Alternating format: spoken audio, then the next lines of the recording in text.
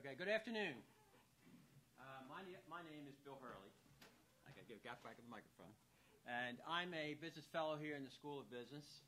And this afternoon, we're going to talk about entrepreneurship for people like scientists, engineers, medical professionals. Obviously, you're here today because you're interested in entrepreneurship. A lot of times people think, well, entrepreneurs, they're people who are business people. Well, we're going to try and convince you today that entrepreneurship is for people a lot other than just business people. And I'm going to be assisted today by Dr. Julie Ebel, who is the CEO of Critical Path Services, and John Karpowitz, who is with Barrons Laboratories. And they both have very interesting stories. I'm only going to spend a few minutes with you talking about opportunities with entrepreneurship. So what is an entrepreneur? Well, you've probably heard that already, probably already know it by your interest in attending. But it's somebody who sees an opportunity and then initiates activity to capture that opportunity, and then assumes the risk for the sake of profit, for the sake of society, for our own lifestyle. There's lots of reasons why you want to be an entrepreneur. But you'll notice in that definition that there's nothing that says that entrepreneurship is restricted to those only with some sort of a business degree, accounting or finance. There's no limitation. And actually, if you look at history, especially the United States, a very entrepreneurial country, there's some great technologists who have gone on to become successful entrepreneurs. But on my list here, there's not only just Americans, there's some other people. But let me just run through them quickly to give you an example of somebody who exemplifies outstanding entrepreneur. One guy is Chester Carlson. He's the guy that had the idea for the Xerox copier, and he went on to found the Xerox company. Carl Djerassi, an outstanding biophysicist, biochemist, invented the birth control pill. He formed Zocon, Zintex, and a bunch of other companies. He's had more than that one kind of invention. DuPont, Elisabeth DuPont, formed the DuPont company in 1802. He was a chemist. He came over from France. George Eastman founded the Eastman Kodak company, photography. Thomas Edison, you've all heard. Oh no, I don't even want to put him down. He was an inventor. He invented all kinds of things, but he also formed numerous companies. General Electric, Consolidated Edison, a lot of companies. He said, I'm not going to invent anything that I can't sell. King Gillette Company, razor blades. Bill Gore, ex-DuPont chemist, went on to form the W.L. Gore Company. You've all heard of Gore-Tex, your shoes, your fabrics, if you're skiers, mountain climbers. Bill Hazeltine, a biophysicist, formed several companies. Bill Hewitt, electrical engineer, one of the partners in Hewlett-Packard, great big company. Edward Land formed the Land Company. Polaroid started out with a lens, Polaroid lens, and then he went into photography. Gordon Moore became CEO, but he helped found Intel. Spun off from Fairchild, and he and two other guys formed the Intel Company. He was a chemist. And then he became CEO. And you may not heard of Moore's Law, which is the doubling of computing power every so many years. He postulated that law, and then they're holding to it. Akito Morita formed the Sony company in Japan, right at the end of the Second World War. His first product idea was a steam cooker. And the Japanese like rice cooked a certain way, it's wet and stuff like that. He couldn't figure, nobody knew how to do it. He came up with an electric pot to cook a steam cooker, first product. He then went on, the Sony company grew out of that. He personally invented the Sony Walkman. He was in his garden one day, and he said, now he's older, much older. Why can't I listen to music instead of coming out of the radio? He invented the Walkman. He went back and said, we ought to do this. And then David Packard, another founder of Hewlett-Packard. Hewlett and Packard did this thing classically in the garage, came up with a switch. And this guy here, George Whitesides, not very many people have heard of him. He is a chemist. He's at Harvard. He's called a university professor. He's allowed to teach. One of 11 university professors at Harvard. He can teach in any department that he wants to.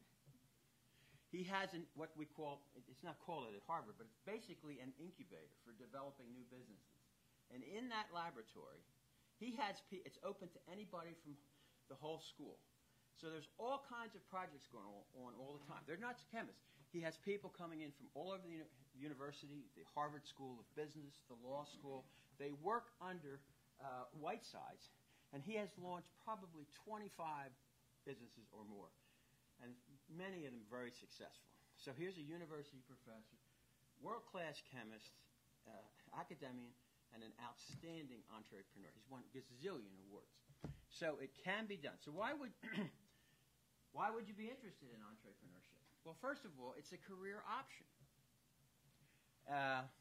You go to school, a lot of people think, okay, I'm going to go work for a company. Well, you might work for a company, but you may decide you want to become an entrepreneur for all the reasons we said on the first slide. And you can do that part-time. A lot of people do start businesses on the part-time and gradually grow into a full-time business, or you could do it full-time. Why would you want to be an entrepreneur? All the classical reasons. Independence, freedom, take responsibility for your own destiny, a lifestyle. Guy formed the Patagonia company in California. Started out, he's a mountain climber, and he wanted free time. So he invented some hooks and stuff for that. And understand, he goes to work in the morning, he goes surfs in the afternoon, he comes back. Now he's an older guy, he's like my age now. But people come to him, work for him, they're surfing in the afternoon, he doesn't care because they're going to be working all night. And so it's a lifestyle choice. Change the world, the mission, give back, self-learning, discovery. All of these ideas of why you might want to be an entrepreneur. Obviously, there's potential for financial gain. And how do you begin? Good ideas are the pathway to entrepreneurship. Good ideas. Beyond ideas. You got to get beyond the idea, though. And so you're looking for something to satisfy a need, better, cheaper, faster, do something not possible before, ATM machines, no iron shirts, things like that. Come up with an idea as a marketplace. But a caveat to the technical people in the room here, there are many awesome scientific inventions that don't have any marketability, so don't get caught in that trap. Don't get enamored by the technology if that's your bent. Both in companies and privately, people have had great ideas for technical things that nobody wanted to buy. But we have a couple of people in the room here that had found some things that people did want to buy, and I'm going to now turn the floor over to Julie, and she's going to talk about... Julie, by the way, she may add more to herself. She is a chemist by training. She has a PhD in chemistry. She went to work for a large company, but then she saw a need and she formed her own company. So she's a great entrepreneur. Thank you. Hi. Well, let me start out by asking how many people in the room are technical people, are scientists, chemists, biologists, engineers? Can you just raise your hand? Okay. How many people would consider themselves more business people? And those of you who didn't raise your hand, would you say you are to nursing? Okay, I'll consider that technical as well. I have no slides. I'm just sort of going to talk a little bit. I'll try not to stray too far from the microphone, although that's a little confining. I'll tell you a little bit about my story and how I got into entrepreneurship, and then I'd like to spend a little time at the end talking about what's important, I think, to be successful in starting your own company. I actually did graduate from Chestnut Hill College with my degree in chemistry and got a job at Barrons Laboratories, which is right down the way here, and worked there, did my master's at night here at Villanova, took a number of years, and then decided I would leave and do my doctorate full-time. I wound up in a work-study program between Villanova and DuPont. I was interested to see the DuPont company listed up there, and I was also pleased to see all those chemists. I didn't know that there were so many chemists who had started their own companies. In this work-study program, and when I finished that, I wound up hiring on with DuPont, and did a number of different things based on my chemistry background, developing methods, overseeing large field studies, really using my science, developing a few contacts, a lot of contacts inside DuPont, but not too many in the outside with other companies, things that would help you really to launch a company of your own. But really deepening what my scientific base was, and that was what my interest was. And then as time went by and I got other experiences, I wound up in their running their planning group. I wound up launching project management for their ag division.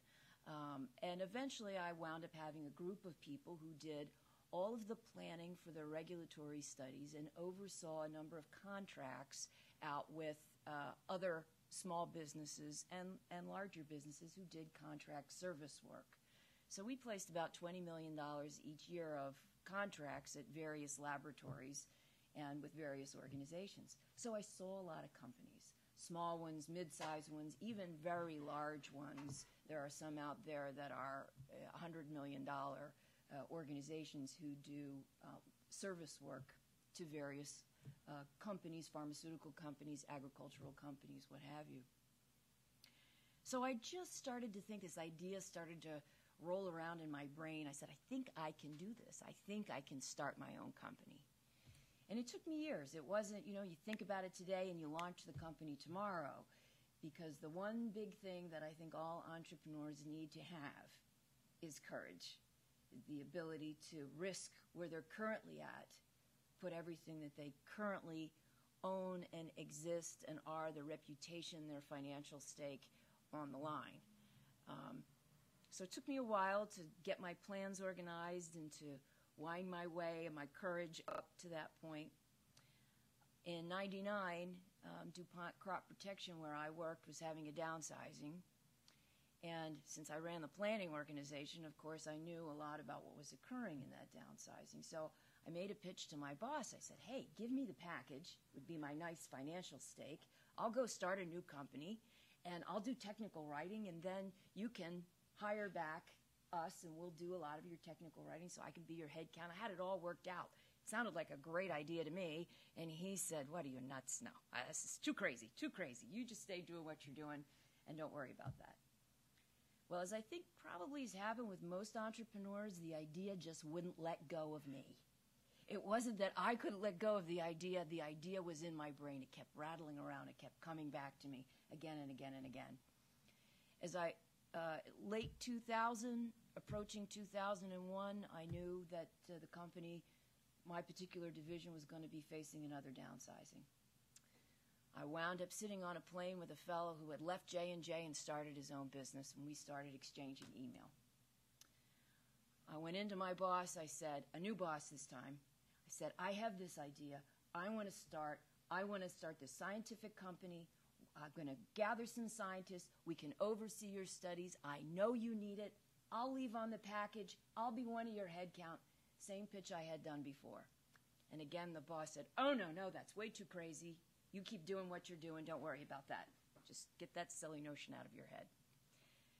Well, it wouldn't let go of me. I approached her again. Again, she gave me the same story. Then I set up a meeting with her and with her boss.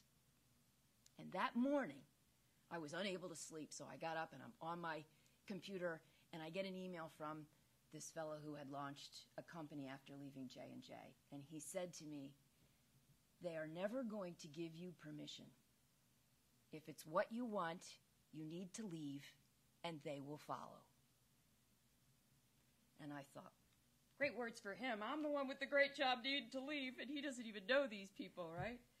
But in my heart, I knew he was right. They weren't going to give me permission. They weren't going to make it easy. It was not their plan. This was my plan. So if I really believed in it, I was just going to have to leave. And my husband said to me, I just don't think you're ever going to be happy unless you try it. So I went into that meeting that morning, and I said to them, I'm going. And they said, no package. I said, I know. I'm going. I said, no guarantee of any work. I know. I'm going. Tender your letter of resignation. So I did.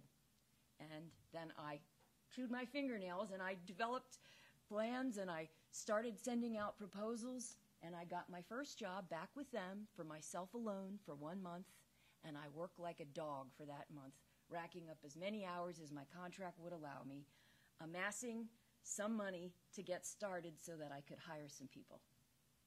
That was in April of '01. My first hires came on board in July. 2 scientists agreed to come with me. I then made the case back. I said, I have the scientists, I have the plan. Give me my first chunk of work for other people other than myself. Did all the things with sourcing. There's all kinds of nuances to getting into a big organization, and that's a whole talk in itself, so I won't go into all of that. I did land the job. The 2 people did come on board with me. We now have 45 people, employees in the company, 35 probably on a full-time equivalent because I have a number of people who are part-time. One of the scientists who originally came with me has retired. The other is still working for the company on a part-time basis out of Boston. We hit $3 million in revenue last year, 35% growth. We have another 12% growth this year, and I can tell you that the picture looks rosy. But I can say now, as I look back on it, that it was, for me, the scientific foundation that I had that said, I know my competency. When I go in to sell, I can say to my clients, I've been there, I've done that. I know what that's about. I am leading an organization. I understand the troubles that your technical people have. And whether it's engineering, whether it's nursing, whether it's chemistry, whether it's biology or physics, what you're building now is your technical base upon which your credibility rests. So, as I think next about once you have the courage and you have the idea, what are the 3 things that I think an entrepreneur needs to be successful? And the first, I have given this piece of this talk before because I was named as Entrepreneur Woman of the Year in Delaware, and I think it was in '06. So I'll do the hour-long talk, and we probably have 5 minutes left. 3 things. The first is, just after I'd started my business, I was listening to NPR, and the woman who does the interviews was on, and she was interviewing Rosenberg. His first name is Bill Rosenberg, the founder of Dunkin' Donuts, who I think died a couple years back. And he said, to be an entrepreneur, you need to have a fire in your belly. And I went, well, I don't think I have a fire in my belly. Maybe I'm doing the wrong thing. But what I translate that to be is not some mysterious passion, but determination and persistence. So no matter what comes your way, and things will come your way, troubles will come your way, is to keep on going no matter what. To find a way around whatever your obstacles are. Because if you are not confident, how can you expect your employees to be confident? So that's number 1, is to have that, call it a fire in your belly, call it passion, call it determination, call it persistence, call it what you will, but it's that nebulous something that's going to make you be the Energizer Bunny that doesn't quit when your competitors do. The second is even more nebulous. It's something called judgment. The first critical piece of judgment that you have to have as an entrepreneur is, what is the concept for your business? What is it? Are people going to want to buy it if you bring it to the table? So that's your first decision. It doesn't mean that you need necessarily to get it 100% right. If you get it more than 50% right, and then you're willing to learn from your mistakes and shape it and reshape it, we will probably add 3 new offerings this coming year that were not anywhere on our radar screen in 2001. 2006, we opened a laboratory. We had always envisioned ourselves being consulting and writing. The actual laboratory piece wasn't even on our radar screen. But your initial offering has to be a good one, and then your judgment is what keeps you going. Now, how do you improve your judgment? You know, if you're not born with it, sure, you can continue to develop it. It's being willing to look at what you're doing wrong and admit your mistakes to yourself. Hey, I really screwed up over there. What did I do wrong? How can I do better the next time? And I'm going to specifically talk to some of the women in the audience. some of the things we didn't learn if we weren't in sports, and some of the guys too, if perhaps you weren't in sports, is how do you pick yourself up, dust yourself off, and say, it's okay, I made a mistake. I don't have to beat myself up about it all month long. Learn from it, move on, try to correct it. What's not fair is to say to yourself, I didn't make a mistake. So you improve your judgment by being willing to say, yes, I made a mistake. Yes, I'm going to fix it, and then move on. Judgment, that is probably, well, as I said, it's number 2 in the order in which I discuss it, but all 3 of these things are important. The third piece is to surround yourself with the right people. You can read a lot of books that talk about getting the right people on the bus with you. That's big in a lot of the management talks and in a lot of the management books. And it is a critical piece, and only you can determine, are they the right people? They're the right people if they help bring in clients, they help get your work done, they help you feel good about what you are doing. And there's probably a million reasons why you would bring someone on and keep them on the bus with you. And sometimes those reasons aren't obvious. I have a couple people who are on the bus with me. They may be stellar in one area and not so stellar in another. Or they may be people who are across the board really, really good. I can count on them, but they're not stellar in any one area. But I know I can trust their discretion, or I know I can trust some key thing that they bring to the table for me. And we have bonded as a team, which is pretty good, I think, across 45 people. Each one of them, I can say I am really proud that they are willing to continue working for Critical Path Services. So those people on the bus with you, those people who are on your team are important. There is sometimes those times when you have to get someone off of the bus because you brought them on thinking that they would fill a certain niche or will bring something to the table, and it doesn't work. So again, that's a piece about facing your mistakes and moving on and doing it as quickly as possible.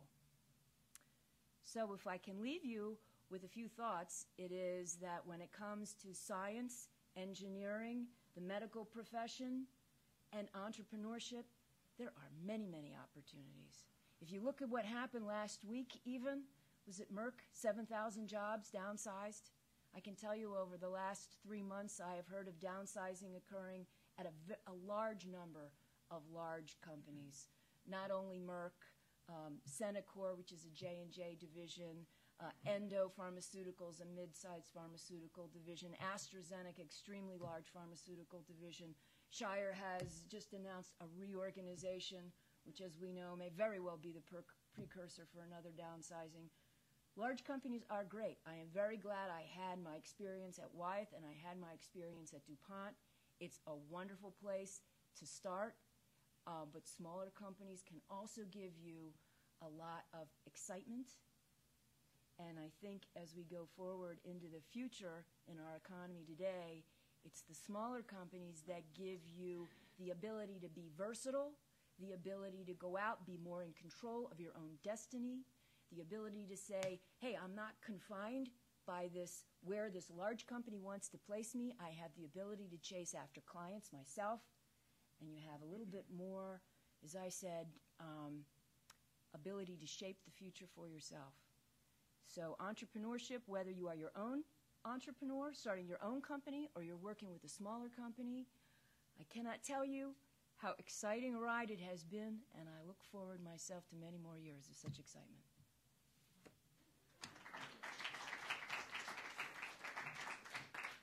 And our next speaker is Mr. John Karpowitz, who is another Villanova graduate, and he was a mechanical engineer here, and he has another fun story for us.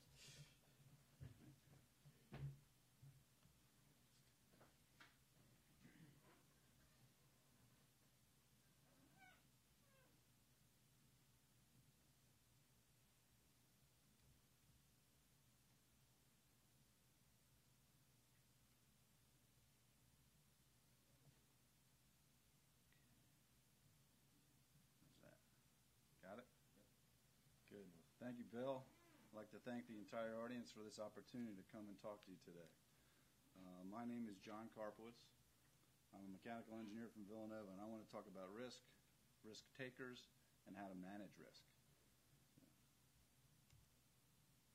Okay. Now we're all talking about how engineers and scientists can be entrepreneurs.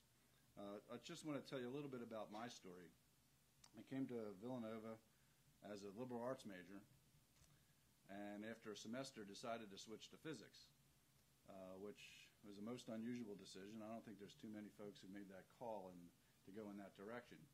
And after a semester in physics, I decided to switch to mechanical engineering, because at that point in my life I was very much interested in cars and things of that nature, and it seemed to make a lot more sense to me. But I only could imagine what my poor parents thought, which every semester I could come back from school and say I switched my major again.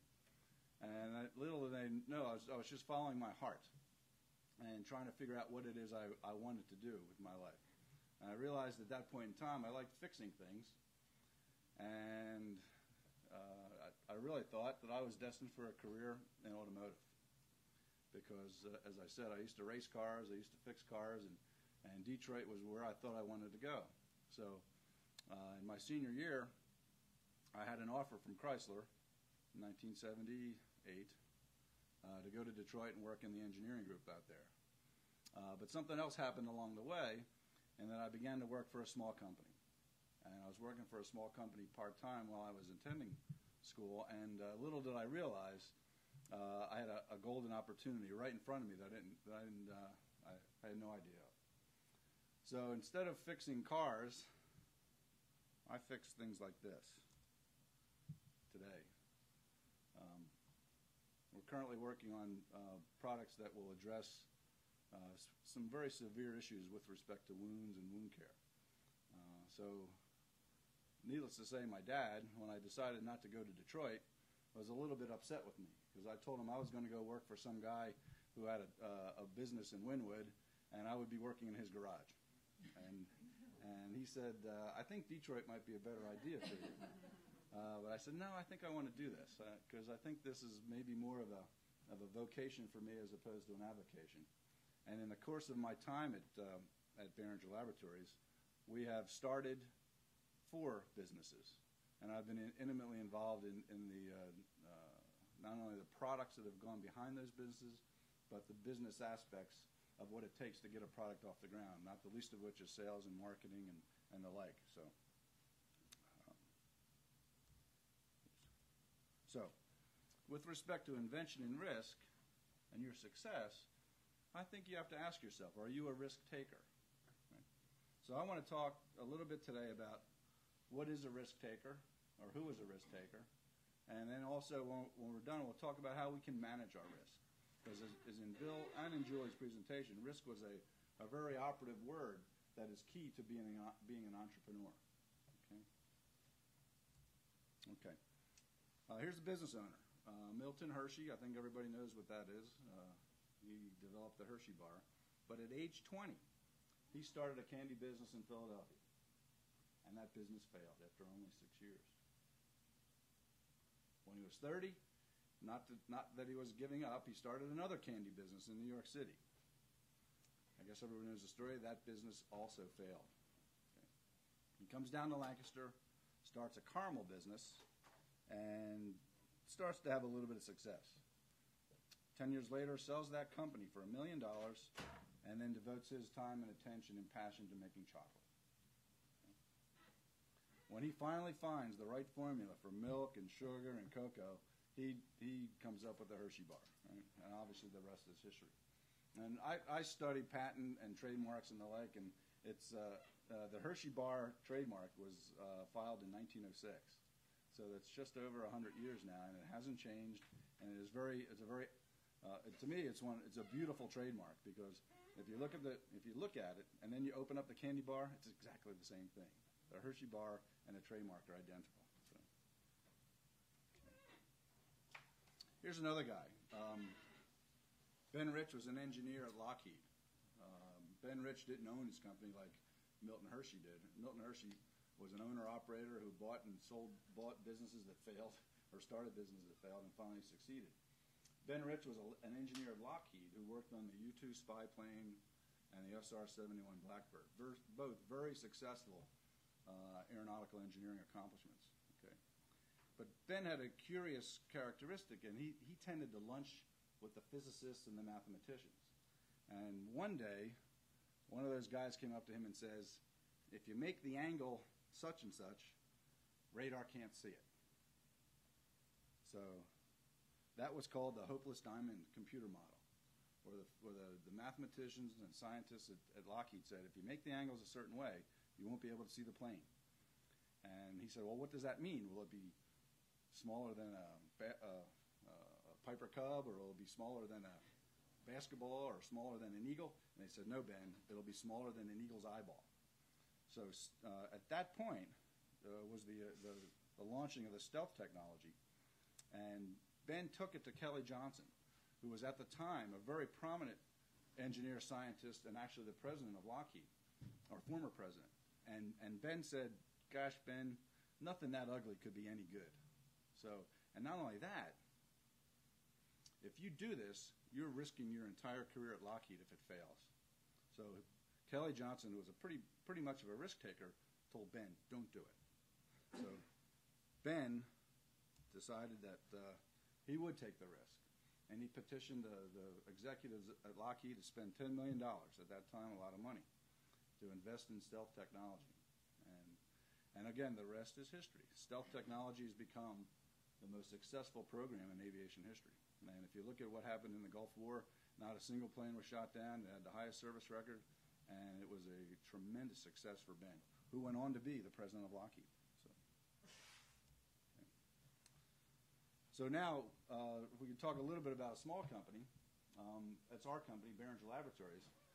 In 1972, my boss, Mr. Barringer, who was at that time a consultant, was sailing with some friends and met an anesthesiologist from the University of Pennsylvania. And Jack's a pretty good mechanic and a curious kind of guy, and that one fella said to him, I wish somebody would build a spirometer that worked. So Jack immediately says, I can do that. And then the second question is, what's a spirometer? And there launched a friendship and a relationship with the University of Pennsylvania, from which our first 10 products came. And also we launched our business from that basic interaction on a sailboat one day down on the Chesapeake Bay. And that was the starting of our business. And for all those you don't know, maybe the nursing students know, a spirometer measures lung volume. So our early business was dedicated to the instrumentation of lung parameters in the form of pressure, volume, and flow. We also developed operating room pollution, measurement, and control equipment. We then moved into non-rebreathing apparatus for metabolic work. We developed aerosolized medication delivery systems for inhaled anesthetics and medications. And we did pulmonary function lab equipment. So that simple idea progressed into a whole series of product developments and innovations for the early company. So 10 years or so later, after we get out of the garage, I'm in a business meeting with Mr. Barringer and a couple of our sales reps and dealers, and one of those guys says, you guys make some nice spirometry equipment. You ought to build suction controls. So Mr. Barringer looks to me as his chief engineer and says, what do you think? I said, we can do that. And then I walked out of the room and said to myself, I wonder what these things are that I've just committed to building. And that was in 1985, and 20 years later, we have 27 models in the line, and we're recognized as being the quality producer of suction equipment in the business. And we build the premium control that interfaces high-level suction in the hospital wall down to clinically safe and acceptable levels to patients. So never be afraid that you can do something, but be confident in your abilities to pull it off. And don't be afraid to take a risk. Subsequent to that, we applied our suction technology into blood recovery and purification. We built consumables for the collection and purification of shed blood. And now we're involved in wound care.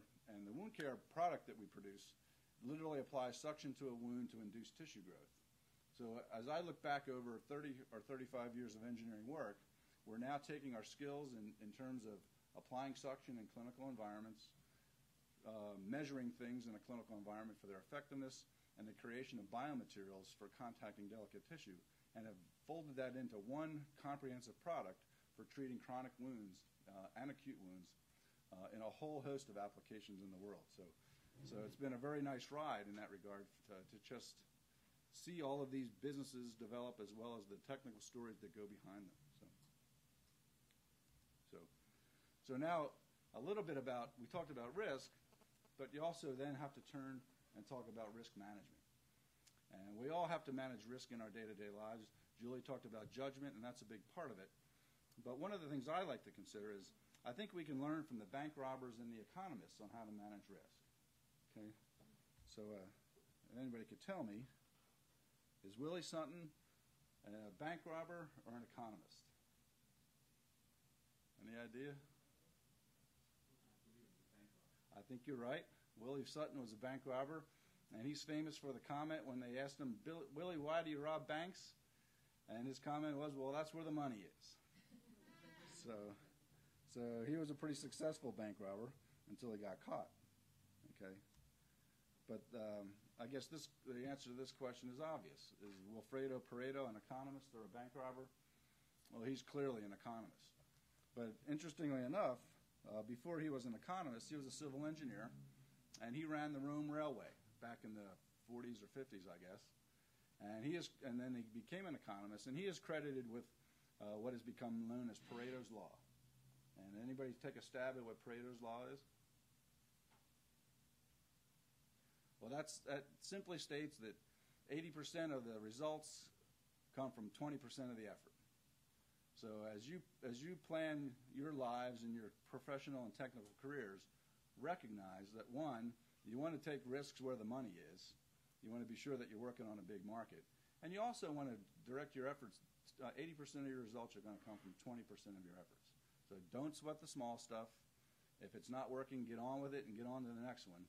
Don't be afraid to make a mistake and get off of it. The most important part about making mistakes is to recognize them and move on, own up to it, and get going.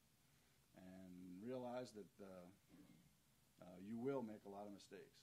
There was a business person that operated a pretty famous steel company called Nucor Steel. His name was Ken Iverson. And in one of his talks to his employees, he said, if the Lord himself were running this company, he'd only be right half the time. And I'm not that good. So what we always say, if I'm doing something wrong, please care about us enough to tell us so we can correct the problem and get on to the right solution. So that being said, whether you own your own business, whether you work for a big one or a little one, don't be afraid to take some risk. And the bigger the risk, the bigger the potential reward for you. So thank you very much.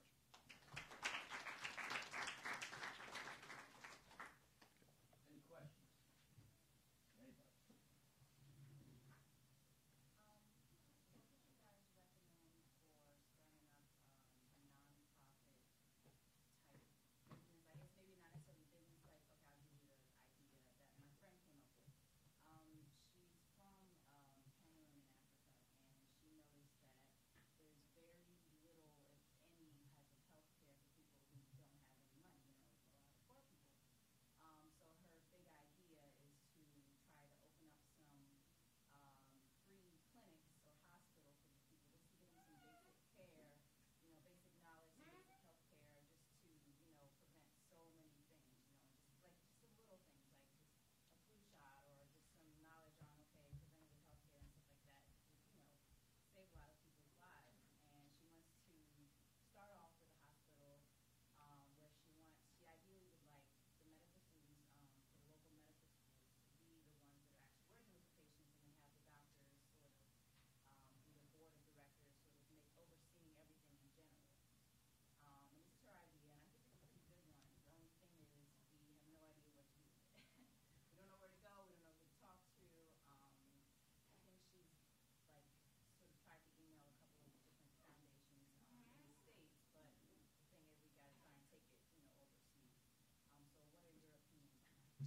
I'll try and repeat a very long question.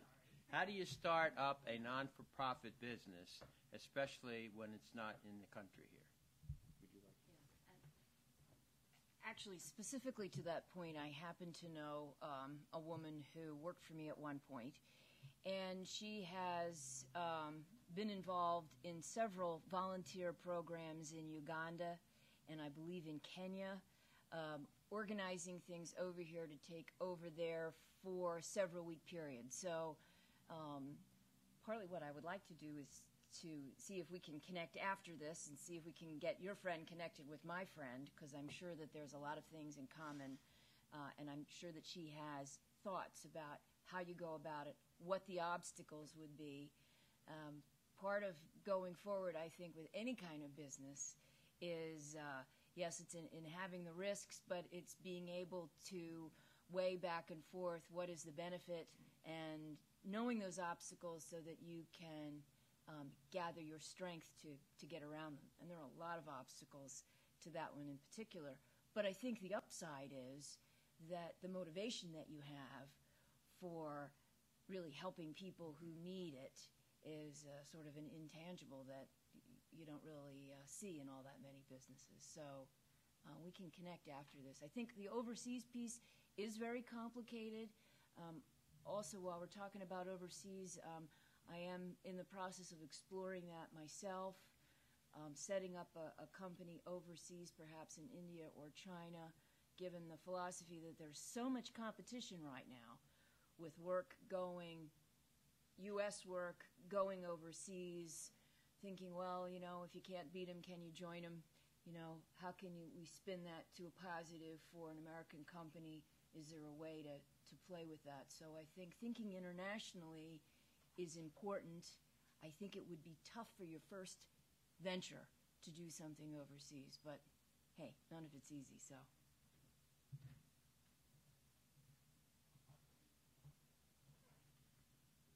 I think the huge challenge there, of course, is funding.